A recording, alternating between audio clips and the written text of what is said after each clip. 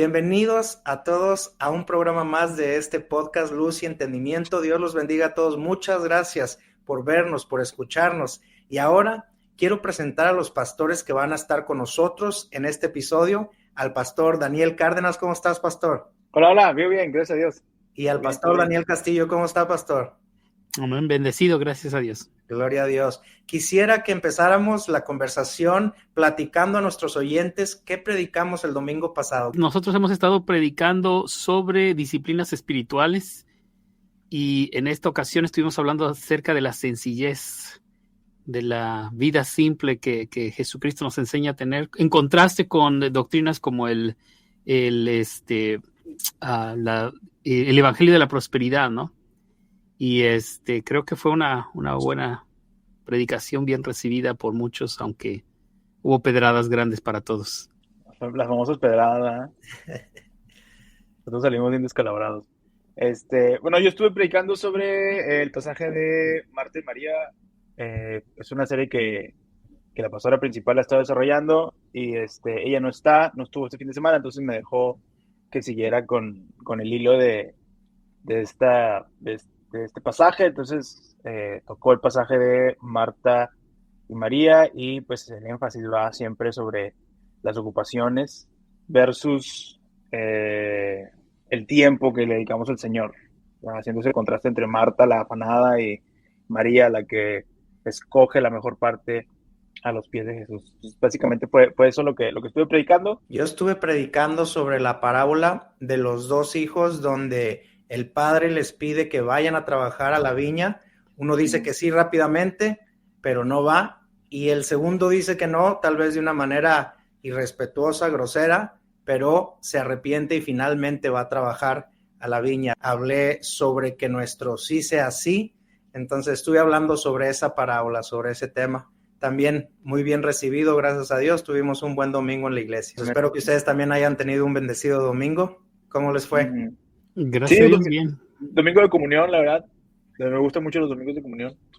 Todos tuvieron comunión, yo también, domingo de comunión. Amén. Sí, la verdad lo disfruto mucho, me gusta mucho los domingos de comunión. Bueno, ahora vamos a platicar de un tema bastante interesante. Creo que nos va a dar mucho de qué hablar. Y este tema es lo que no nos dijeron de ser pastor latino, hispano, en Estados Unidos. Bueno, los tres somos pastores metodistas también, podemos decir eso, es nuestro contexto. Así es que, ¿qué podemos decir sobre este tema? Lo que no nos dijeron, lo que no nos contaron, lo que no nos enseñaron en el seminario, ¿verdad? Porque podemos estar estudiando 4 años en el seminario, inicias en tu primer lugar, en el primer campo pastoral, así le llamamos nosotros los pastores, en la primera iglesia, y apenas empiezas de cero, ¿no? Entonces, ¿qué no nos enseñaron en el seminario? ¿Qué tuvimos que aprender sobre la marcha? Lo que no te dijeron de ser pastor es que eres todólogo, la neta. Eso es lo que no te dicen. Sí, o lo que a lo mejor puede alguien ahí, algún maestro. Bueno, yo estuve en el seminario y algún maestro te puede platicar, algún maestro te puede decir, pero no te lo aterrizan, o no te aterrizan a ti, decir, ¿sabes qué? Vas a llegar a una iglesia y vas a ser todólogo, especialmente en México, donde la infraestructura, la economía, todo no te permite, como aquí en Estados Unidos, que tienen a alguien que se encarga del edificio, alguna secretaria, alguien que está en un área específica. En la iglesia en la que yo estoy tiene a alguien de música, tienen al que cuida el edificio, hace mantenimiento, tienen una secretaria, tienen a alguien de finanzas, pero en México no está esa economía tan fácil para tener todo este personal, o para tener personas específicas, o para contratar a alguien tan fácilmente. Entonces, nadie te dice que vas a ser todólogo, que vas a ser de mantenimiento, que vas a ser contador, que vas a hacer funciones de oficina, que vas a ser Baños, pastor y que vas a estar limpiando baños. Que digo, no estoy... limpiando la iglesia. Sí, o sea, que no estoy diciendo que no lo vamos a hacer, sino que estamos ahí para servir, pero nadie te dice esta parte, ¿verdad? Que vas a ser incluso taxista, porque a mí me tocó testimonio ser hasta taxista. O sea, llevar personas a sus citas médicas, llevar personas de aquí para allá, llevar personas a cobrar dinero, llevar personas a buscar casas, llevar personas... Un montón de situaciones. ambulancia, porque te llevas enfermos, o sea, haces un montón de cosas. Nadie me dijo a mí que va a ser todólogo, o sea, no te preparan para eso. Sí, tienes que saber de música, porque también eres tú el que a lo mejor no tienes un grupo de alabanza y ahí estás, ¿va? Con una guitarra y con un pie tocando un pedal de un bombo y luego una armónica, como los ves en los videos ahí en YouTube, ¿verdad? Que eres de todo, eres el que proyecta los cantos, que tiene que hacer los boletines, que tiene que imprimir aquí. Entonces personalmente nadie me dijo a mí, vas a ser todólogo, porque a lo mejor ahí va a decir alguien, pues es que es a lo que vas, ¿no? Es que sabes. Pero bueno, a mí personalmente nadie me dijo, tú vas a hacerla de todo. Platícanos tu contexto, porque ahí lo que te escucho y que te conozco un poco, sé que estás hablando de México. Estudiaste tú el seminario en Monterrey, México, y luego serviste de pastor un tiempo en México, y ahora ¿dónde estás? Platícanos dónde estás y la diferencia. Entonces, platícanos un poquito sobre eso. Sí, ahorita estoy en una iglesia en Middletown, Ohio, acá en Estados Unidos. Soy pastor hispano y soy pastor también de americano, soy el pastor asociado. Y la diferencia es que, pues aquí en la iglesia en la que yo estoy, sí hay un staff completo, sí hay una secretaria que, por ejemplo, ella hace los boletines. Si tú le encargas que te descargue una imagen y te la ponga en un Word, ella lo hace y te lo manda. Y tú no tienes que preocupar por nada, ¿verdad? Tú tienes que nada más decirle, oye, ¿me puedes imprimir este formato? O me puedes pasar el número de tal hermano, de tal persona, y ella lo hace. Entonces es una diferencia abismal, porque a lo mejor te tienes tú que preocupar por algunas cosas, preparar boletines, revisar que estén bien escritos o que estén así, pero tienes a alguien que lo haga y tienes el equipo. Yo en México, contrario, yo hacía todo, ¿sí? Yo hacía todo, hacíamos los boletines y luego teníamos que ir a un café internet porque la iglesia no tenía una impresora, porque la iglesia pues no tenía todo lo que se tiene aquí. Entonces yo tenía que ir a un café internet, llevar mi memoria USB y decirle, oye, ¿me puedes? Y pagar a veces de mi bolsillo. También es algo que no te dicen, que a veces terminas poniendo, hablando estrictamente en México, terminas poniendo... invirtiendo en el reino. Sí, terminas invirtiendo. Y digo, tampoco es queja, o sea, sí, claro. gente que nos llega a ver, no nos estamos quejando, somos bendecidos, no nos estamos quejando, sino queremos expresar nuestras experiencias. Somos de todo, somos psicólogos, somos pastores, entonces hacemos de todo en el servicio, somos el líder de alabanza, dirigimos la alabanza, iniciamos el servicio, recogemos las ofrendas, predicamos, despedimos, cocinamos. Las clases de música, el maestro de...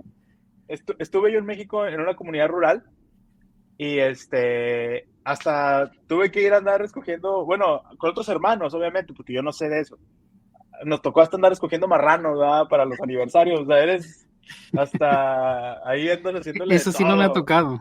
Ando haciéndole todo y destazamos el marrano, o sea, le conozco a todos ahí los marranos, ¿verdad? Porque termina haciéndola de todo. Conoces los ciclos del campo, porque era una comunidad rural donde se sembraban muchos alimentos para vacas y conoces el ciclo de todo y conoces, o sea, teníamos unos nogales en la iglesia y a veces te tenía que andarlo abonando, teníamos que andar ahí reconociendo los tiempos, como dice el Señor Jesucristo. Espero que el Señor no me diga, reconoce los tiempos, hipócrita, reconoce las señales, porque conocíamos todo. Mi esposa ya sabía, mira, están secando los nogales, ya hay que regarlos, ya hay que empezarnos a abonar, porque haces de todo. ¿Verdad? Muy buen tema, muy bueno. Ahora vamos con el pastor Daniel Castillo, que nos platique un poquito de su experiencia. Sí.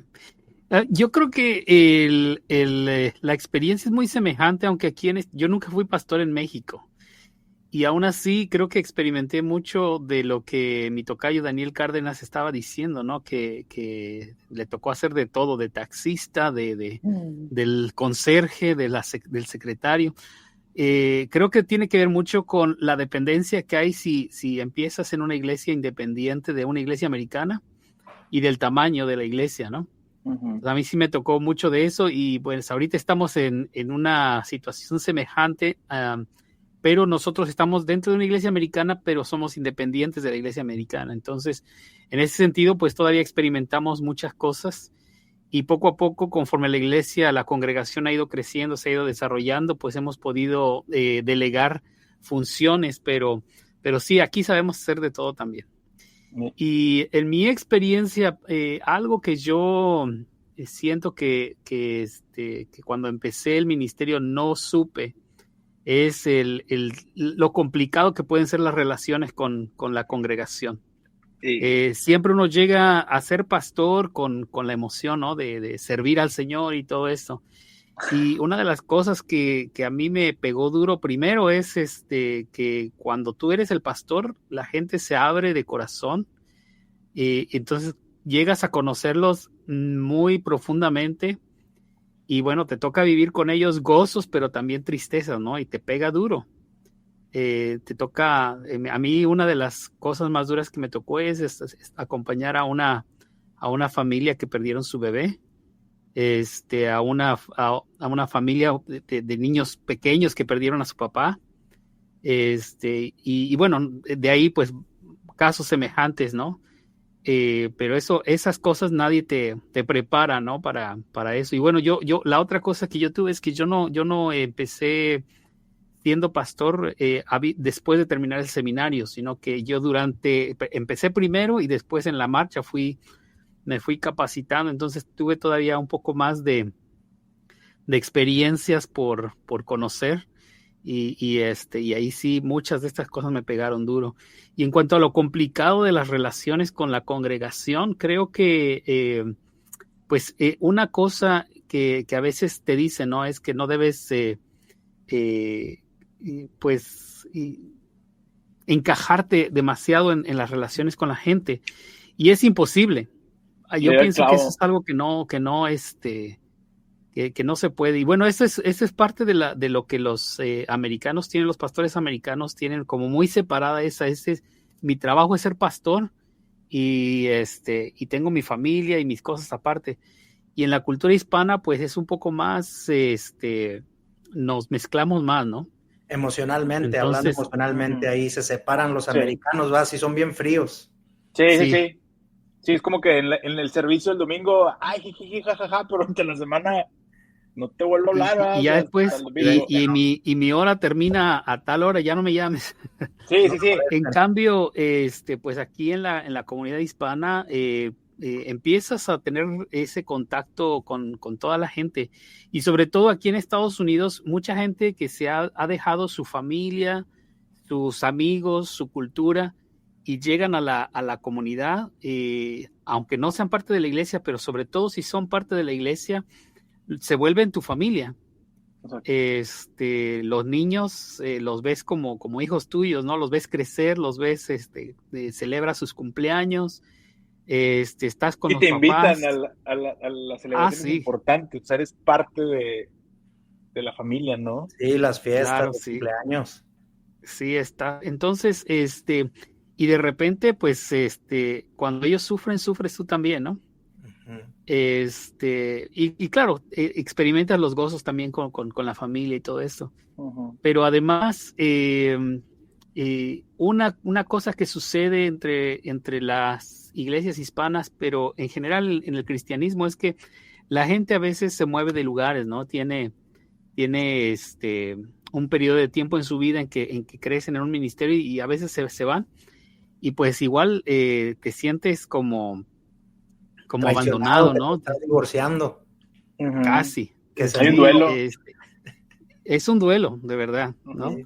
Entonces, todas esas cosas que experimenta uno, ¿no? Dentro de una comunidad, dentro de una iglesia, y siendo pues tan íntimo, tan relacionado con ellos, y de repente, pues surgen esos cambios, ¿no? Y te pega duro, ¿no? Y eso nadie te lo dice.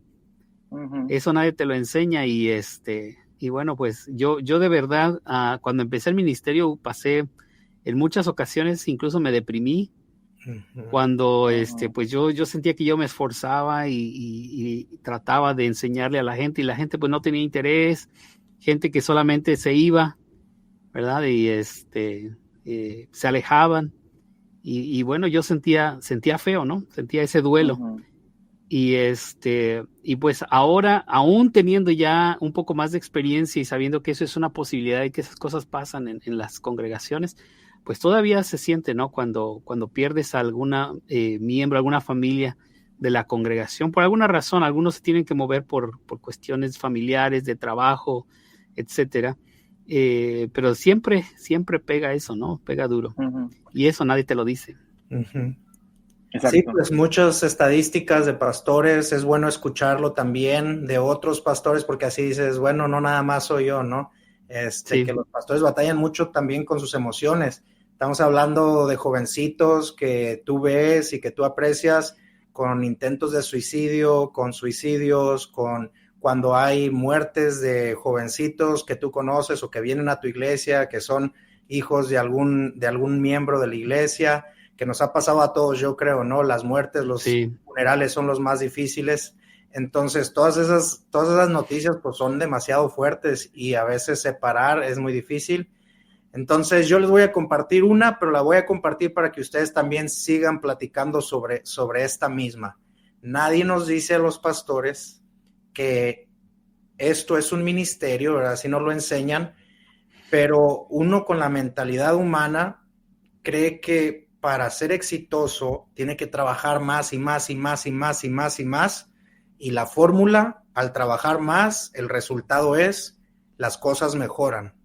Aquí, en las iglesias, tú puedes trabajar todo lo que quieras, 24/7 si quieres, invitando gente en las calles, casa por casa, evangelizando, le llamamos nosotros, aquí en inglés, outreach, pero nadie nos dice que el resultado lo da Dios. Así es que a veces los pastores se frustran, deprimen, enojan, desesperan, les afecta sus emociones y su vida personal porque pueden estar haciendo su máximo esfuerzo humanamente y también espiritualmente, orando y pidiendo y haciendo lo mejor que uno puede, pero las cosas a veces no salen y no avanzamos y la iglesia pues no viene gente, como dijo el pastor Daniel, no hay interés, hay mucha indiferencia, la gente no se compromete. Entonces platiquemos más un poquito sobre eso. Tienes razón. Nadie nos dijo que aquí las cosas funcionan de otra manera, ¿no? El esfuerzo realmente, si no es la visión de Dios para un ministerio y tú te puedes matar haciendo obra, trabajo, predicación, lo que sea. Y bueno, depende del Espíritu Santo, ¿no? El Espíritu Santo tiene su tiempo, su momento y está haciendo su obra. Y uno como pastor necesita aprender a sincronizarse con el Espíritu Santo, ¿no? A ver qué está haciendo el Señor y de ahí pues abrirle la puerta, dejarse usar más bien uno como herramienta del Espíritu Santo en la obra que Él está haciendo y no querer uno hacer su propia obra, porque entonces es cuando de verdad uno se deprime porque dice, ya hice todo lo que estaba en mis manos y no sale como yo esperaba, ¿no? No sale como yo esperaba. Y se acentúa más con el ritmo de vida moderno. Ahora, las redes sociales, pues están todos estos coach, ¿verdad? Que les llaman los coaches de vida, que no, levántate a las 5 de la mañana y comienza a hacer desde aquí, desde ahora, un desayuno de campeones y comienza a hacer aquí, comienza a hacer allá para ser productivo. Y a veces pensamos los pastores así, me tengo que levantar temprano, y tengo que hacer esto, y tengo que hacer lo otro, ya tengo que andar evangelizando a las 7 de la mañana, ya tengo que andar entregando volantes a las 8, y a las 9 ya tengo que estar en un culto de oración que dure 2-3 horas. Digo que no está mal, ¿verdad? O sea, sino que claro. En lo que está, a lo mejor ahí con alerta, es que nos tragamos esa idea, ¿verdad? De productividad como si fuera, porque pues sí, funciona en el mundo, funcionan otras profesiones, funciona a lo mejor con el contador, con el vendedor, funciona con el del negocio propio, donde los esfuerzos son tuyos y si no le metes, pues a lo mejor hay una decaída, pero aquí como dijo Eliezer al principio, como dijo usted, Tocayo, pues es Dios quien actúa. Y se viene a la mente la parábola de la semilla, que fue una parábola o un texto que ayudó mucho en mi vida porque sales del seminario, bueno, hablo de mi experiencia, sales del seminario con todas las ganas, con todo el ímpetu y sales con esa mentalidad de que yo le voy a echar ganas, de que soy joven, ¿no? Y me las como ardiendo y traigo a lo mejor la iniciativa y voy a y te das cuenta de que esto es Dios. O sea, sí, échale ganas. Si hay alguien aquí que nos ve, que está empezando el ministerio o que está pensando entrar al ministerio, échale ganas. Sí, métete con Dios, sé un pastor proactivo, sé una persona que sí trabaje para el reino, que le meta, pero que siempre esté con eso en su mente, de que esto depende de Dios. O sea, esto es Dios obrando, esto es un ministerio. Hay un debate, ¿verdad? Si es una profesión, si lo debes de hacer de manera... Hay muchas cosas que se dicen por ahí, pero es un ministerio y lo que estamos hablando ahorita es que nadie te prepara para ese esfuerzo que haces y a largo plazo o a corto, mediano plazo no ves nada, ¿verdad? O sea, nadie te prepara y es frustrante. Vas aprendiendo y yo creo que es que llegamos a la conclusión que nosotros hacemos nuestra parte, le dejamos a Dios lo que es de Dios y nosotros somos los encargados de sembrar, ¿no? Entonces estamos sembrando, no cansarnos de hacer el bien, no cansarnos de sembrar en los niños, en los adolescentes, en los jóvenes, jóvenes adultos, a toda persona.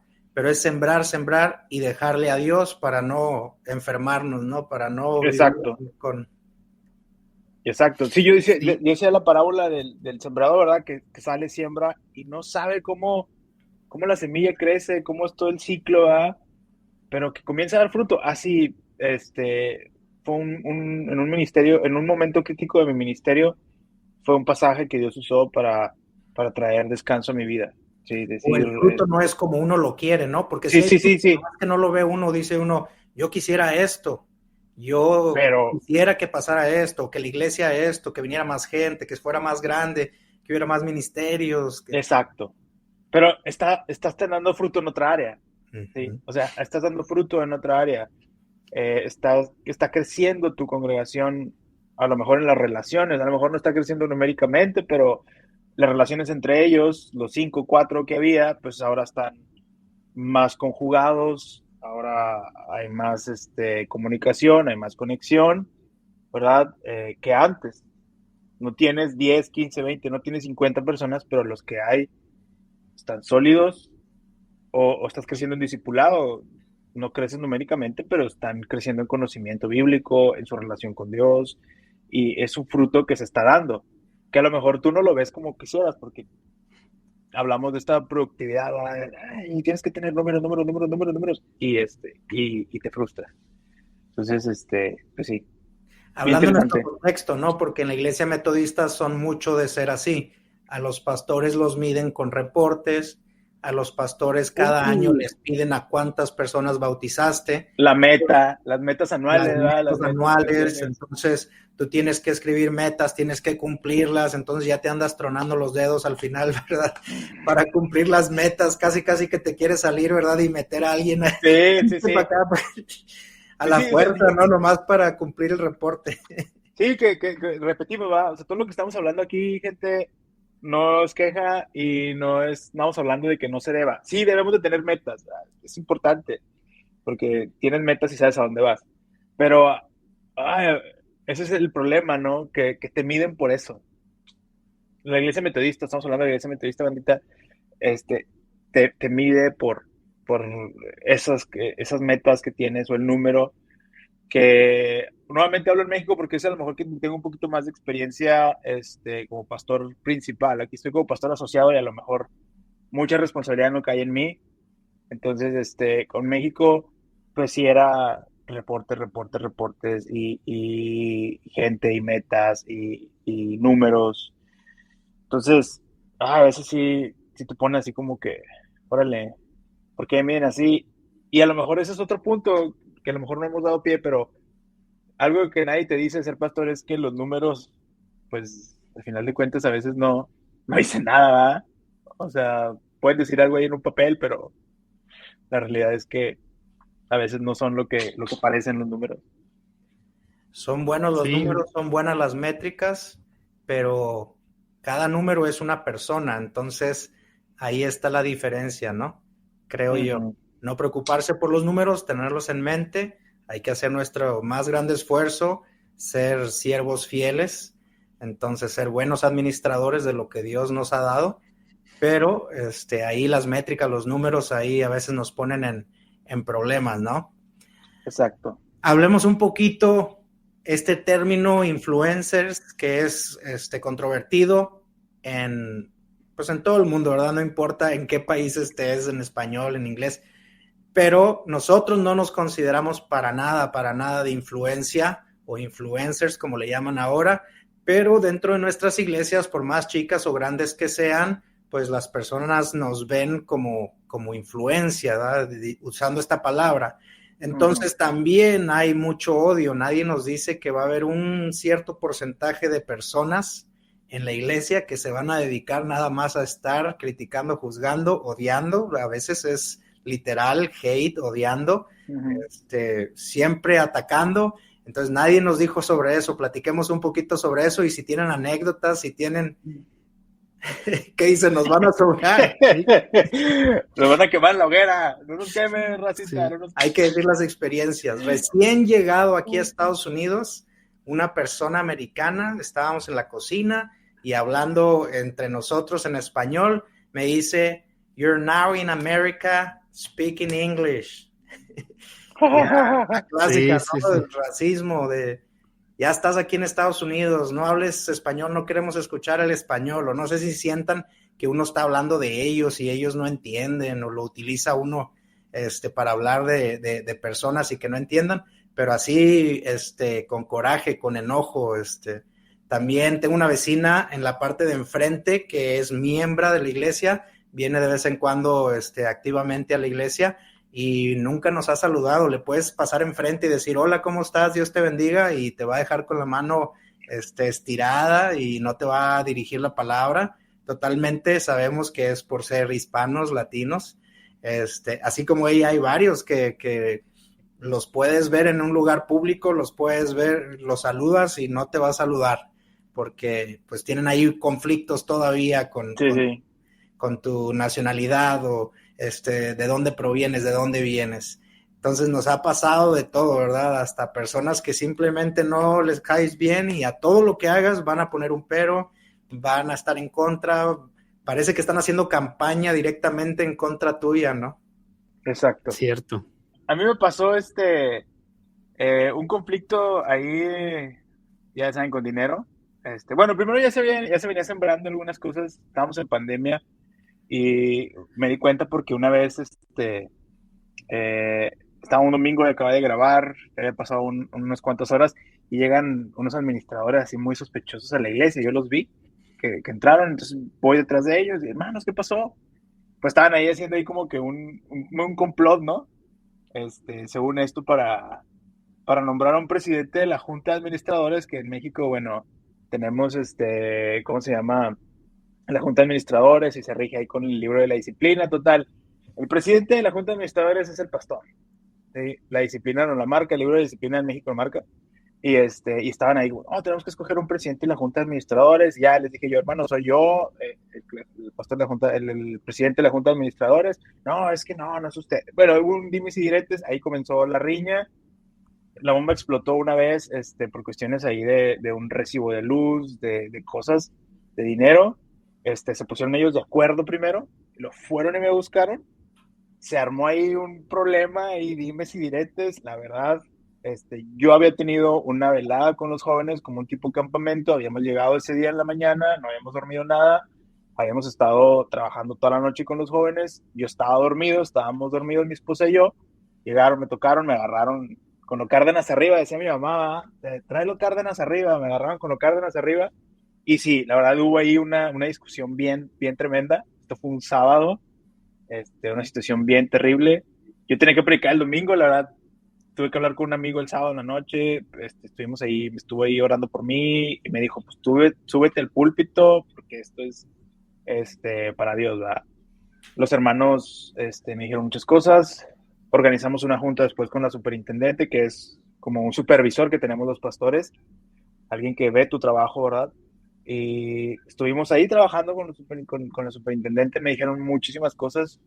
Unos hermanos de plano, yo no voy a pedir perdón, yo no hice nada malo, él fue el malo.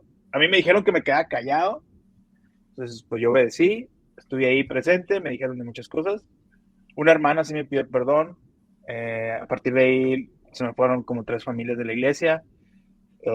Y la verdad fue una situación bien, bien difícil, bien complicada, porque a una familia la veía yo y ahí en la comunidad y tampoco me saludaba. La otra familia sí tomó su distancia.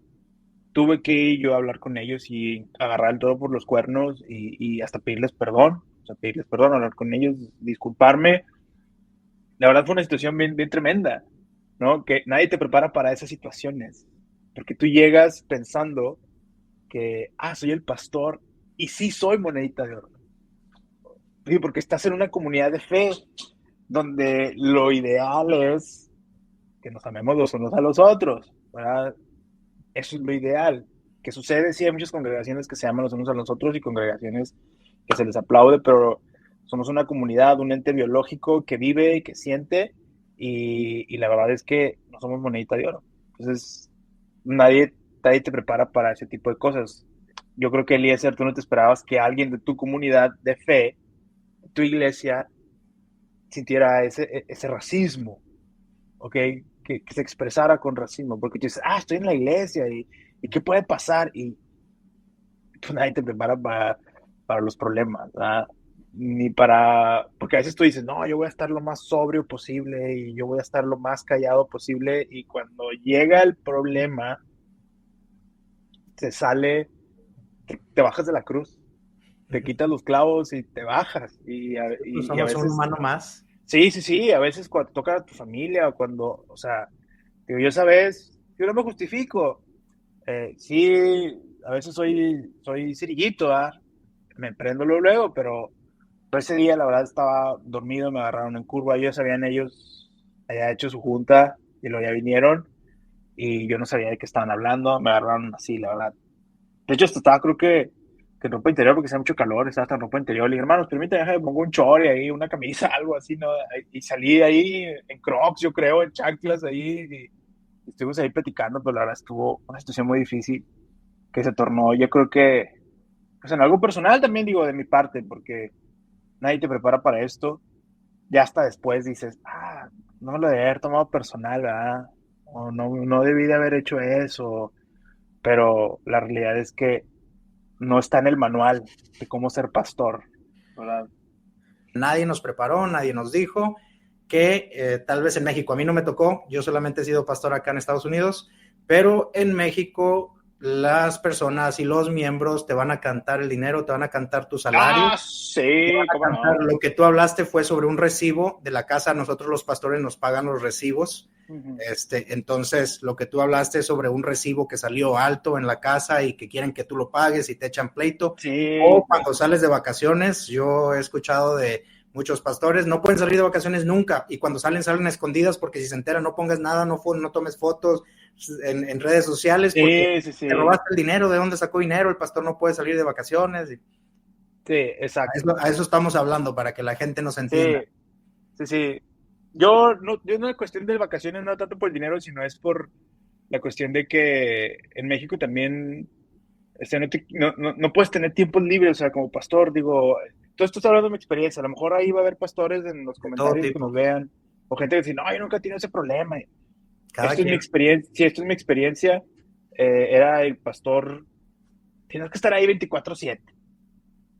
Y está relacionado con el tema de las comparaciones, porque el pastor anterior estaba ahí siempre, ¿sí? El pastor estaba ahí siempre, y a la hora que le hablaran estaba el pastor ahí, y entonces ahora llego yo y es como que... y que no debes de tomar día de descanso. Sí, que no tomar día de descanso. Culpable. Sí, totalmente. De hecho, mi luna de miel, me casé y al día siguiente me estaban hablando con un problema. O sea, yo estaba así de que, oiga, pastor, no sé qué. O sea, estoy en luna de miel, o sea, porque hablé con ellos. Bueno, me voy a casar. Y luna de miel. No. O sea, ¿por qué? Porque no saben, o no hay esas, no solamente hablo de esa congregación, sino que a lo mejor en general no saben la separación. Y es cultural, porque aquí llegas y te topas que los güeros pelan gallo, se van, ¿eh? Ellos tienen sus vacaciones programadas, sus vacaciones ya pagadas, sus hoteles reservados, y a ellos les vale y se van. No, y la gente de la iglesia, los miembros, tienen la cultura de honrar, de respetar, Exacto. Tienen la cultura de cuidar, de proveer, siempre están buscando qué necesitas, qué te hace falta, siempre te están preguntando, Totalmente. siempre te están cuidando, siempre te están ayudando, hasta ellos mismos te dicen, hey, toma tu día de descanso, hey, acuérdate de salir, hey, sal con tu familia, o sea, siempre están cuidando todo del pastor. Bueno, esa es mi experiencia, como dice Daniel, cada quien habla cómo le fue en la feria. Entonces, de mi experiencia, los americanos, la cultura americana, siempre te están cuidando, te respetan, la comunidad te respetan, le piden a los pastores, por ejemplo, que vayan a las graduaciones, para que hagan una oración, a veces al inicio, a veces al final, te respetan, te dan tu lugar en la comunidad, ¿no? Cosa Exacto. que es diferente en veces, lo que denigran al pastor, ¿no? Que el pastor, eres pastor, ¿no? Pues, no haces nada, no trabajas. Exacto, sí. O sea, y a veces es 1 o 2 periodos de vacaciones, a veces hasta de fuerza. O sea, tienes que ir 1 o 2 periodos de vacaciones en el año y tienes que tomar, bueno, acá en la conferencia en la que estoy, es el sabbat, ¿verdad? Adicional a tu día de descanso. Tienes un día de descanso donde si tienes que desconectarte completamente de la iglesia y adicionalmente tienes que tomar un sabbat, un día de sabbat. Y ahí tú decides qué día lo tomas, igual que el día de descanso, pero también eso. Y está en los reportes anuales, o sea, la Junta, el Comité de Relación Pastor-Iglesia, los famosos SPRC, ¿verdad? Ellos en los formatos ahí viene. ¿Y tomas tu día de descanso? No, pues que sí. Ah, muy bien. ¿Y qué haces tu día de descanso? No, pues estoy con mi familia y salimos o lo uso para descansar, a veces vemos películas, o sea, te están monitoreando constantemente de eso. A veces yo siento, digo, hablando de la experiencia en México que yo tuve, que sí está ahí en la teoría, pero es en la práctica, ahí es donde hay cierta falla. Porque la gente sí está sobres, ¿no? Sobres. Entonces, yo tomaba vacaciones una vez al año en México y sí era así como que con pincitas, ¿no? Cuando tenía que pedir así como permiso para hablarlo en la junta de administración. Hermano, me voy a ir tal día de vacaciones. Y luego, ¿y quién va a estar? ¿Y cómo va a estar el problema? No, pues ya tengo planeado, hay quien cubra las actividades de la semana y el domingo hay quien también cubra, ¿no? Me acuerdo un día que venía ya, el domingo venía manejando porque dije, tengo que ir al culto, por si el predicador me queda mal, no me la van a hacer de todo, ¿verdad? Entonces llegué así, yo creo que acabando ese tiempo de adoración en la música, llegué así y metí el servicio. Sí, se estaba el predicador que me había dicho que me iba a cubrir. Entonces dije, bueno, pero iba ya con esa tensión porque dije, donde llegue a faltar el predicador, Te van a pues querer correr. Sí, va a haber problemas, sí, va a haber problemas. Se va a levantar la campal y se va a hacer. Sí. Y luego te quieren dar el recortón del dinero, ¿verdad? Luego te quieren dar el recortón de la feria y está complicado, la verdad. Pastor Daniel Castillo, cuéntenos experiencias ahí complicadas. Sí, pues fíjense que gracias a Dios aquí en esta experiencia como pastor dentro de la comunidad hispana, no he experimentado lo que pastores en los países latinoamericanos, especialmente México y otros, ¿verdad? Experimentan, ¿no? Pero sí lo hemos visto cómo muchos pastores sufren cuando la congregación los tiene como pues empleados de segunda casi. Uh-huh. No pueden tomar vacaciones, les están controlando todo, los ven con sospecha, ¿no? Cuando se dan algún lujo, algún detalle. Y nosotros aquí en la comunidad, gracias a Dios, la comunidad nos ha cuidado bien. Incluso no sé cómo es que la comunidad hispana se han hecho de esta idea a veces, ¿no? De cuidar al pastor, que no se ven en países como en México. Aquí, por ejemplo, más bien soy yo el que a veces no me tomo mis vacaciones y el día que me tomo, sí, pastor, váyase usted tranquilo, aquí nosotros nos encargamos. Entonces me han tratado bien, gracias a Dios. He tenido buenas experiencias en ese sentido. Sí existe, ¿no? Todavía en algunos casos gente que se pregunta, ¿no? Y bueno, ¿y el pastor de qué trabaja? ¿Por qué? piensan que el pastor es como, ser pastor es hobby y seguramente pues tiene otra chamba por ahí el pastor, ¿no? Ese tipo de cosas son lo que a veces todavía en la cultura ronda. Nosotros antes de ser pastores aquí en Estados Unidos trabajábamos con grupos de misión. Entonces grupos americanos que iban a construir iglesias, a dar servicio médico y cosas semejantes allá en México, nosotros organizábamos y guiábamos y trabajábamos con ellos, ¿no? Entonces nos tocó visitar muchas localidades, muchas congregaciones y nos tocó ver pues muchos pastores que algunos eran bivocacionales y sufrían porque la demanda de la congregación y aparte pues tenían que trabajar y sostener a su familia. Otros que no eran bivocacionales pues batallaban, que a veces la congregación les detenía su sueldo porque no estaban de acuerdo con algo. Uh-huh. Entonces era bien feo ver que trataran a los pastores de esa manera.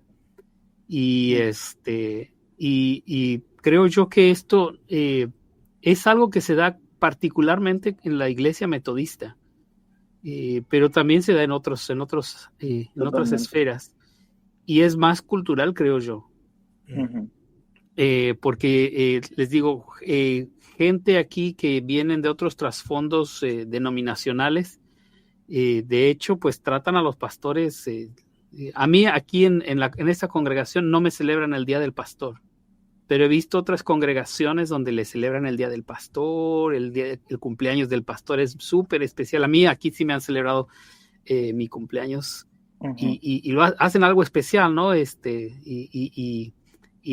Gente ora por mí. Entonces, ese tipo de trato es muy diferente a lo que yo había visto en muchas iglesias, donde el pastor es como el empleado de ahí de la familia más importante de la junta de administradores, y son ellos los que manejan y mangonean la situación, y si el pastor no se sujeta a la junta, hay represalias.